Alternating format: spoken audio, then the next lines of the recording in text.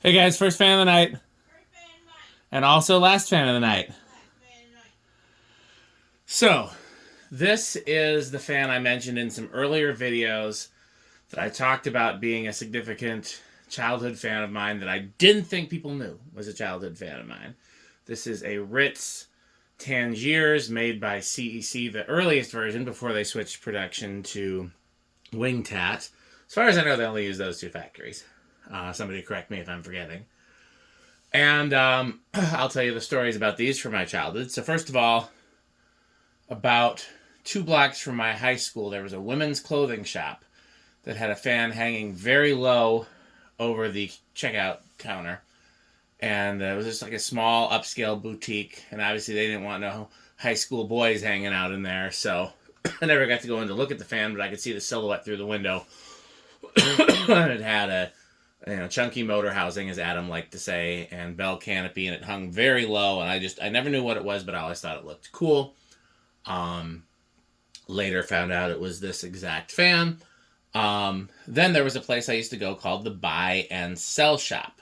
That was where it was a thrift store, that sold everything,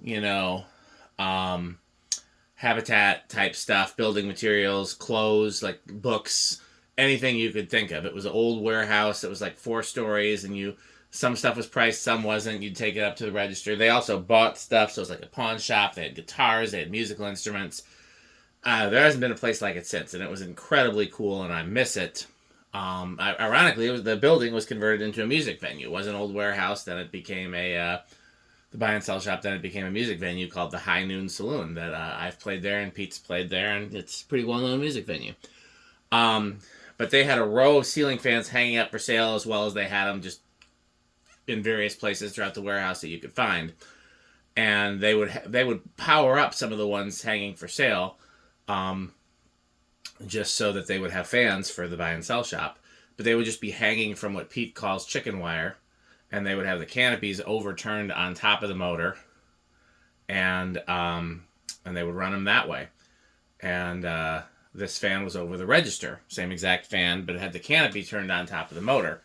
So I thought it had a lower canopy, and I was like, well, that's kind of weird, because I didn't realize what they were doing at the time. And I also, so I didn't realize it was the same as the one in the clothing shop, because it looked different to me, especially as a kid, with the canopy upside down on top of the motor instead of at the ceiling. Then I got on eBay for the first time in the late 90s, or whenever eBay's first year was. And there was a fan on eBay that looked really cool. And I wanted to buy it, but I was outbid. And then the seller messaged me, and he said, hey, well, when I was taking it down, I broke one of the blade arms, and the other buyer didn't want it. Do you want it? And I said, yes, I do. And they said, just pay shipping. And back then, it was only like $30 to ship a fan through the post office. And I got my first one, which was this exact fan, but in polished brass, and with a broken blade arm. And at the time, it wasn't like I could just find blade arms. So then I went back to the buy and sell shop, and it was missing. And I was like, oh, did it sell? And they said, no, we hit it with a guitar, and we broke one of the blade arms. And I said, you still have it? And they said, yeah, it's out in this trash bin out back. And they took it out of the trash bin, and they gave it to me. So then I had 2 with 6 good blade arms, and they were all, no 4 were the same finish. And those were hanging. I hung both of them. I put Zephyr arms on the antique brass one, and then I put one of the antique brass arms on the polished brass one, and then those 2 fans hung in my parents' basement for many, many years. And it was a key part of early fan collecting. Only thing I never had before was one with cane, and so when another fan collector actually found this for me, and when he sent it to me and said, do you want it? I saw the cane, and I said, absolutely. Ironically, this same cane, you can see the cane is unique. This is, not like other tight weave cane. There's actually 2 tones to it, a dark and a light woven together. And I don't know who made these cane blades, but Southern Fan Company also used, if you had a cane Terra, sometimes it would have these exact same cane blades. So I wonder if it was some Texas factory that made them, or maybe it was just a showroom swap and these didn't come with Southern Fan. But I believe these are the ones that came with Ritz. Only other thing interesting I'll say is I've found is having had a few of these now, sometimes it seems like the motor is closer to the bottom of the motor housing versus recessed more inside there. With this one, you can see it's kind of recessed inside the motor housing, and that looks weird to me. The ones from my childhood, the motor was more visible. I've taken these apart. Really, the only thing that's different is like how the motor is bolted to the mounting plate at the top.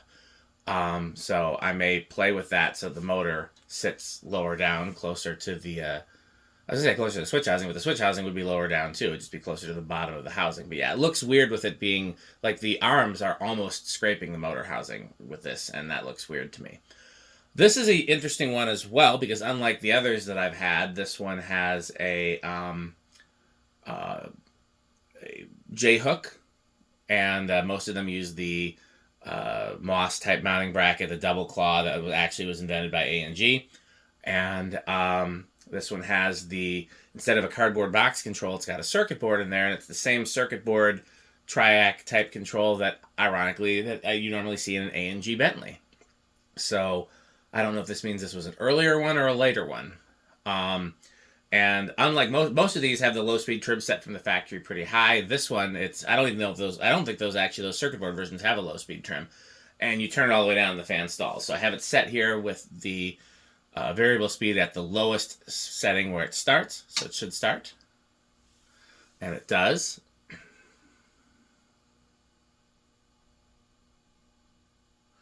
By the way, the guy I bought the polished brass one from on eBay said it was from the 60s, so I always thought these were from the 60s until I learned the history.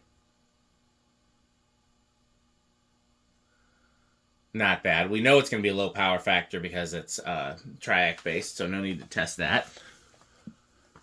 These generally are going to be bedroom quiet with the solid state. They're not silent. It's a green CEC cast motor.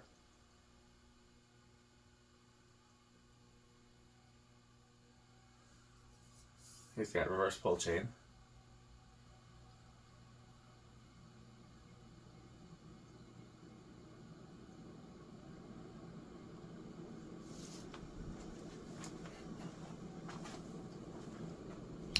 .73.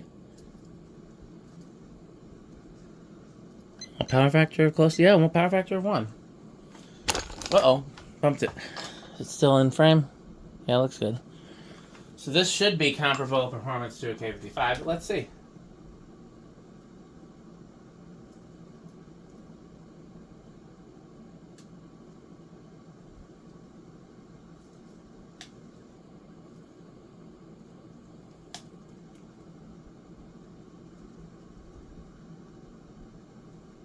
I've gotten it's reading 184, which makes me think it's just reading one blade. I also got an 850. Alexa, what's 850 divided by 4?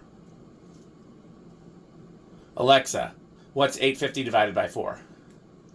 850 divided by 4 is 212.5.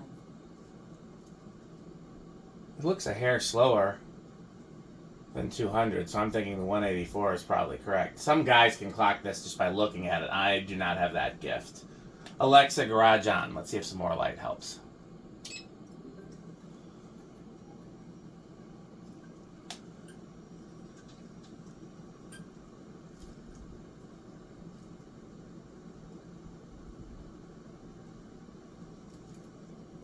Still not getting a clean reading.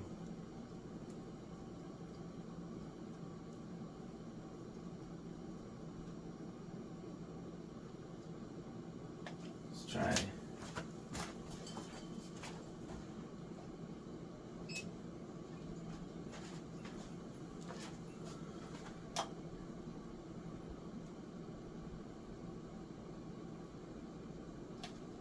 And this is the new tachometer.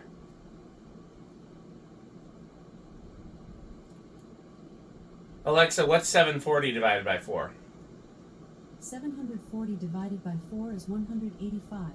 Okay, that's what it is, because I'm getting a clean 740. Alexa, it's time to film. Alexa, garage door light off.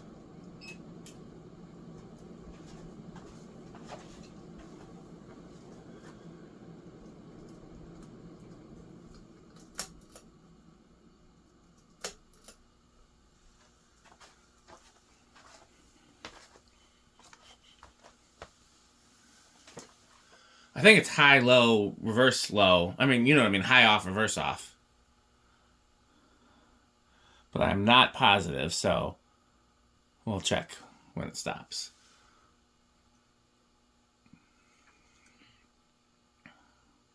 This got pretty banged up in shipping. I actually did have to take it apart and bend some pieces back into place. And I oiled the bearings while I was in there. But I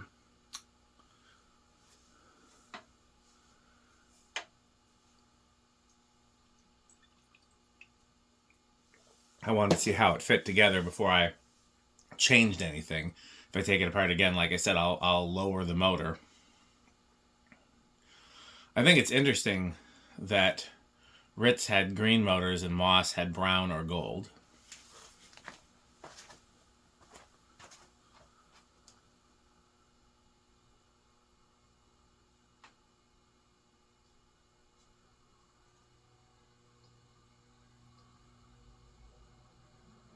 By the way, these make a little variable speed noise even on high.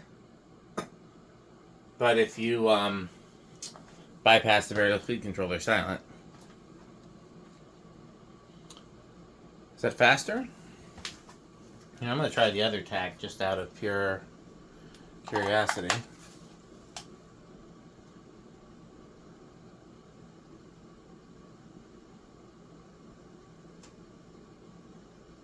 That one's not even reading. And that's the other good one. I've got two good ones and one bad one.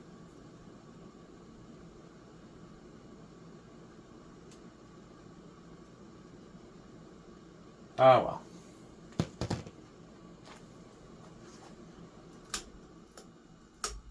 So you guys got to cheat to see what 0 to high would be.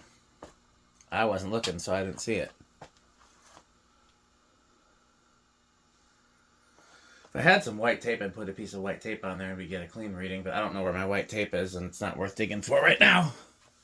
Okay, where do these usually start? I don't remember. It's been a while since we tested. Well, no, it's not. I tested those progresses recently, but those were, I guess, 4 or 5. 1. Ooh, it budged on 2. 3. So I was a little bit high. I overshot.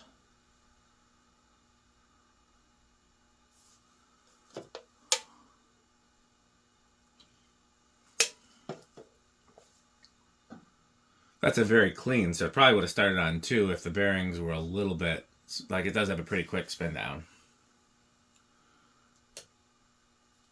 4.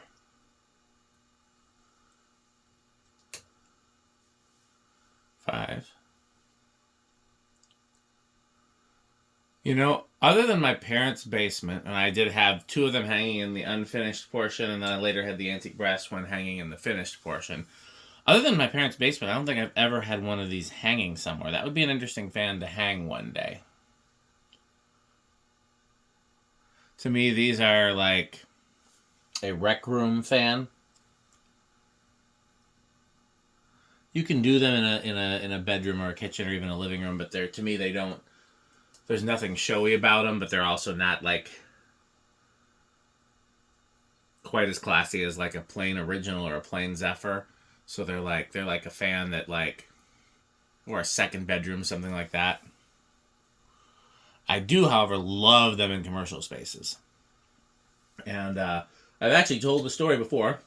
And guess what? There's 8. So if you listen very carefully in the distance, you might hear. You save big money, you save big money when you shop Menards. Plumbing, electrical appliances too. The savings will always come right back to you.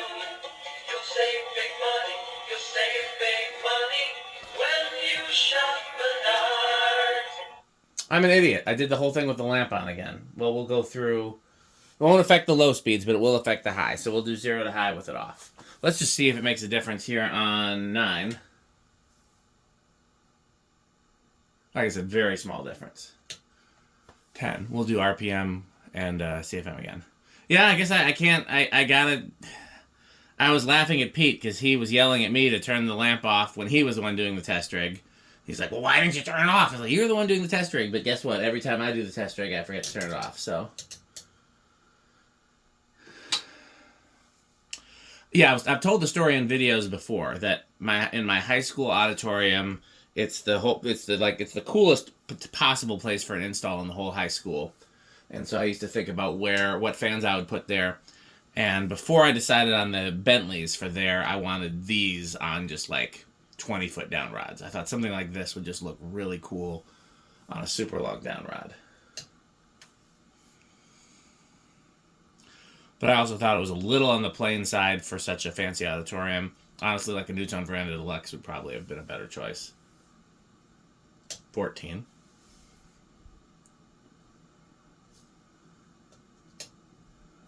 $15.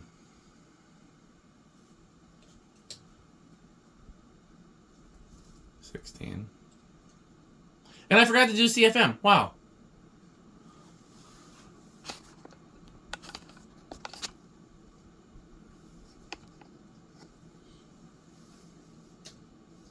$18.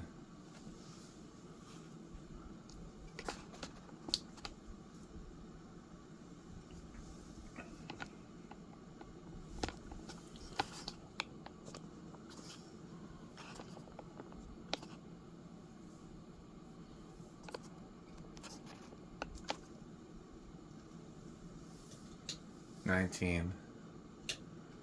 $20. $30. $40. And I don't actually know what high is because I had the lamp on, but let's try it.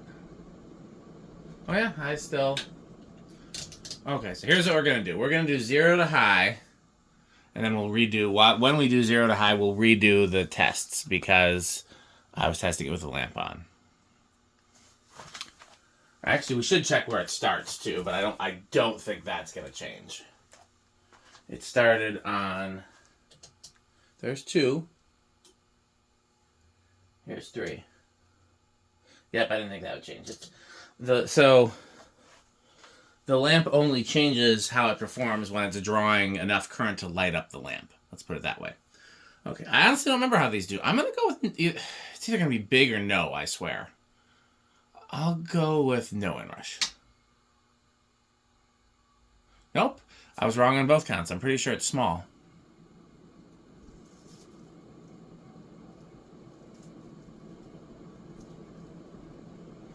That is definitely faster. Still power factor of 1.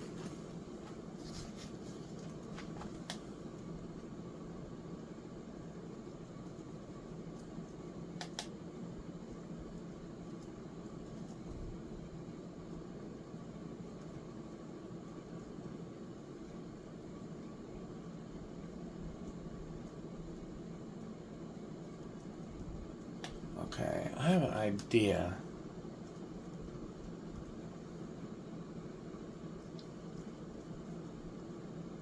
I'll have to do that in a future video. I don't have the...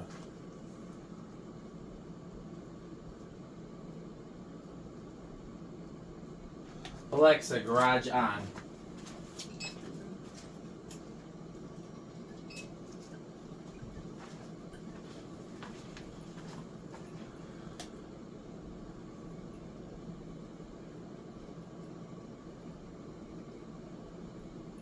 Not getting anything.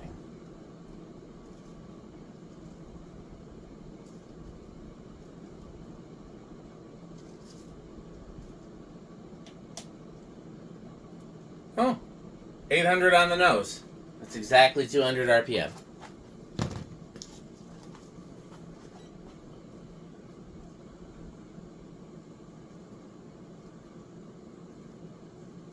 That is a very easy 570.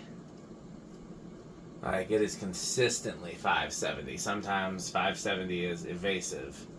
That is a very consistent 570. Alexa, what's 570 times 14.75? 570 times 14.75 is 8,407.5. So that's even, I would argue, the higher end of the K55 category, which is not surprising for a cast CEC motor. Cast CEC motors are beastuses. Okay, so let's talk about what's coming up.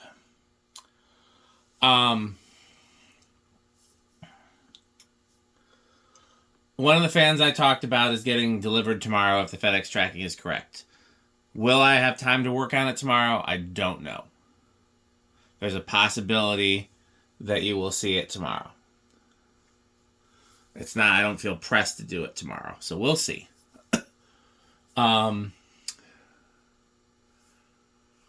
There's some other fans that I've talked about that haven't shipped yet.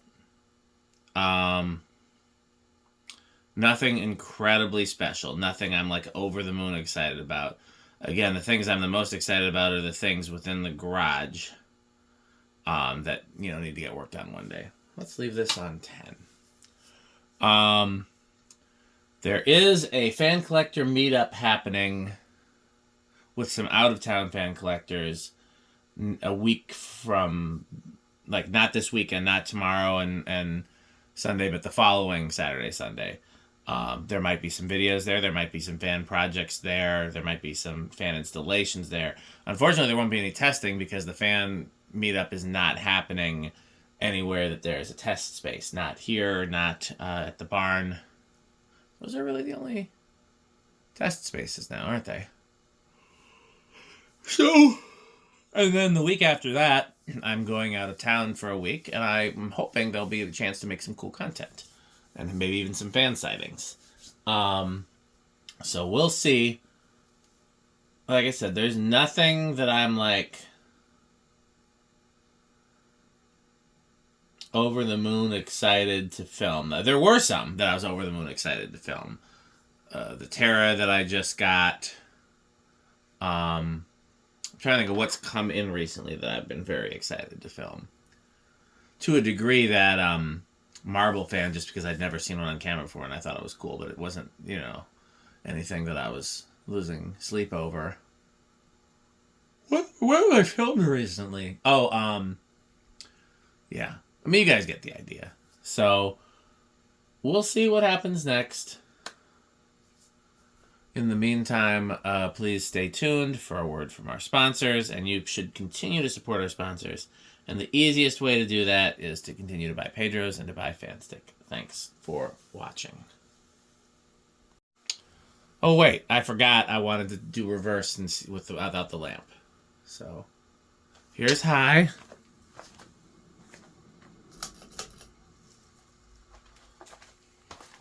It is, yes, it is higher, faster, stronger in reverse.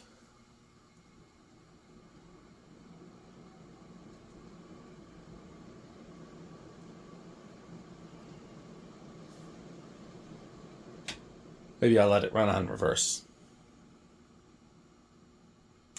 Okay, thanks for watching. This video is brought to you by the following sponsors: Sandstick, Lightstick, Taco Burrito Mexico, Sperry, the beverage of fan collectors, The Good Manufacturing Company, 81220 LLC, where our motto is crunch, crunch, crunch, crunch, crunch, crunch, crunch, crunch. rickorsheep.com, a fun game you can play with your friends. For more information, go to rickorsheep.com. Power Vacuum, the vacuum with more vacuums. Udong Batteries. When I think of batteries, I think of Udong. Major funding for this series is provided by the Corporation for Public Broadcasting and by the annual financial support of viewers like you. Pedro's making Mexican. Pedro's making Mexican.